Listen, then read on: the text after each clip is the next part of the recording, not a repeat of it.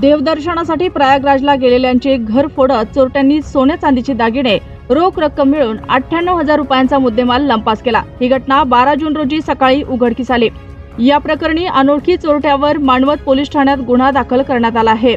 सुरेश देशमाने यांनी तक्रार दिली आहे। फिर्यादीचे भाऊ अमोल देशमाने हे मानवत शहरातील तलाबकट्टा परिसरात राहतात। ते प्रयागराजला गेले होते तर पत्नी माहेरी गेली होती। 12 जूनला सकाळी अमोल देशमाने यांनी फोन फिर्यादीला घरी चोरी झाली असल्याचे सांगितले। त्यानंतर फिर्यादीने घरी जाऊन पाहणी केली असता घराचा दरवाजा चॅनल गेट उघडे दिसले। फिर्यादीने भावाच्या पत्नीला फोन लावून घरातील साहित्याविषयी माहिती घेतली। चोरट्यांनी घरातून सोन्या चांदीचे दागिने, टीव्ही आणि रोख 40,000 रुपये असा मिळून 98,000 रुपयांचा मुद्देमाल लंपास केल्याचे दिसून आले। या प्रकरणी मानवत पोलीस ठाण्यात गुन्हा दाखल करण्यात आला असून पोलीस अधिक तपास करत आहेत।